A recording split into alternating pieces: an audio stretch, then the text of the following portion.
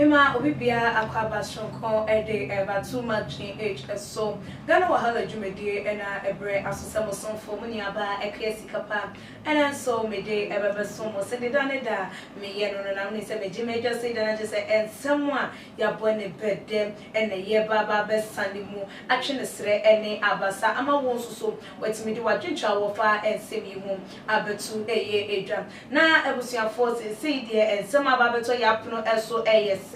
it is alleged say etututu obi ekoso ewo kaswa empotemu ewo no match say ama dodo na no akwakopiemu ewo eye ayaresabia na se de munim no so ene akwakoye eda chese obi a edi ne kokromoti ekwakwakokire eye ne tumi ana se do pese wo mra na wo mebedi eye wo man no eso enti ama eye asrafo mecha sojafo ene aposifo atete wo mo egu eye monten so ene mpotemu peso de bebi aye bi obi am akwa petipeti wono achese wo mo ehwesem asundue ebekoso ewo mamu wo mo ehwesem ntime ho asem basabasa ye ebeye den enyade se basabasa ye na ntime ho asem ebetimi akoso nanso so nenti ababeto eye abonten a ehwese alleged shooting bi ekoso ewo kazon eyewitness a wode nsem no etudwa no echemu aposifo anase asrafo ayeyi wo mo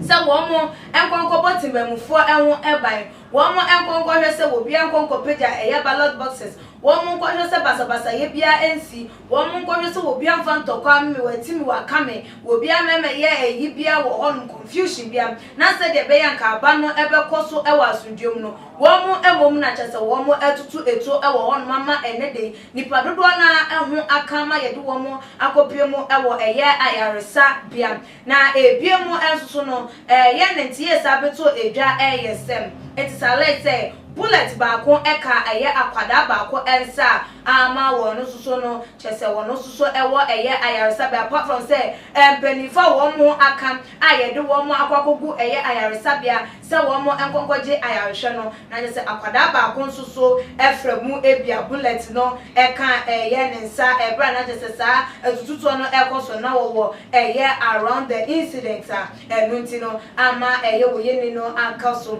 na eye se dem di kankan witness no echema police ni ana wo ho no and start yes wo tutu eye etuo na enuti ama dodo na akọ ehun akoka eye edwam nanso wanchiremu eye adokodia enuti ema police ni no echi eye nituo ehwe nyame anim ekokomi a yiyi so ene papa na wo start eton wentimi anchemu nanso do hu ya na se do timi kan ya eye se police ni no wono ena start here I was starting say why the water to eye etuo no enti wontimi nche de ekojinja no ana de ekoka posi no a enuti ema no eye de edi sedwa na ebusuafom yeni edi eye ensem no echi na de ebepie mu afri mu ababia no ye de ebaba bedum na sesem no wo ekasa ide se obia ni wono ma ne ho aka obia enwuye mi just say wo mu nyina ne do mo akwakogu eye ayaresabia wo mu dodo no so etimi emmemeto eye edwa eye de na ase de yeni edi achem se wo bi efri mu ebanyame mpengu de ye nye ya de si ye pebi de na nsoso se fofie anto eye atam na ebi etimi pie fri mu eba ye de baba besomo na ebi mposi ni kro na wo start ya wo fire ya enunti amasa ya to rechewe akoso no soso no se ye hwehwemu akoso na mpenifo ensa eso ni mu na wo no so na no disem obetimi ede atodwa akire mu de ema ye allegation ya level edi agu ni so no wo course no watimi ababonte edi mu nchemu aba na yensusu yetimi edi asom ahwefo ene etiefo na se ye nyanya nti ye bia na se bibia entimi memegu ya pono eso edi ye besere se abatoyi asundwe ena ye pe abatoyi basabasa ye de ye mpe eye ebie aya aposifo asojafo ye besere mu so timamu ni bimpo ene beye de ense emfa fata e wo mu se ye de to na ma o se fa di dwuma de nanso bre we nya bra wo be kwakoto tutuo e gi se bia nipa no wo mu se wo no mom ekuratuo a wo pese wo nya basabasa na mom se nya sa enete de e be sere mpa eye se mutuo no momfa botemamufo no mum eho eba na mamomfa ensa endi eye wo mu ewo anya sa dia ene wo man ne yekoye ana ye baye abato ne ye kwakoto anase nipekum ene ye ko akwakwakokum na ebusuafo na ye nso so aye kwakoto aba no ma ye nhwe na ye hunu se ye kwato abakeke eye obi na ye kwakoyi ni se wo memedi eye wo man no den eso enti wo hwe na wo kokoduru wono ma de obeso wontuma no wa gye hu ofie ansa na wo ko enya afi na hu obi kwakodi hu nkomo ena hwa na mentuma no na kwakwakoye ntokwa bia na se adenti na kotuma we na kwakwakoye ntokwa ukoduru wono na ukosa wolai wo de ID card kokokire na ye hihye ye de obedi so ne nya de eye ballot ye paper ne ma wo pe ukona wo de kokotintim so ebia na wa down ho na wo so aye de wakofi na wakope bibi na wadi na wada na braso se ye goba wa pe ye wo radio ana wo TV anim na wo te na wo so watie se de aba no ebekọ na ye nye ya de se ye kwakọ ye tutrasem ye ko ye ne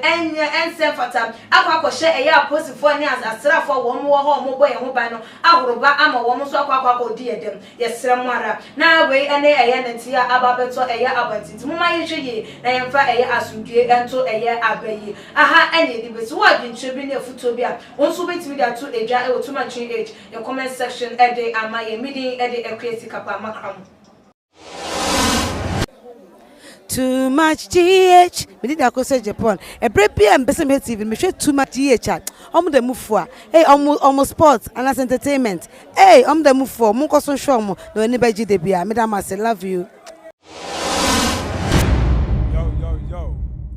Too much GH nie. Ghana for. Ahwefo. Etiefo. Onipa bia won subscribe e wo too much GH no. Subscribe wo na ehintasem. Ensema ebuafa oman Ghana so ena ye de bremu one God in ye the only one God in GH eho ena de bia mehwe abrochefo ene Ghana for mo wi asafa na ina me recommend emamo too much GH. Too much GH. Many have come and many have gone, but you are a great Kankambuka ability worth being beheld by every optical nerves. That saith the papacy. Keep watching Too Much GH and you get the best of entertainment, the best of everything you want. My name is Ohima One. Keep watching Too Much GH. It's the best. Keep watching Too Much GH.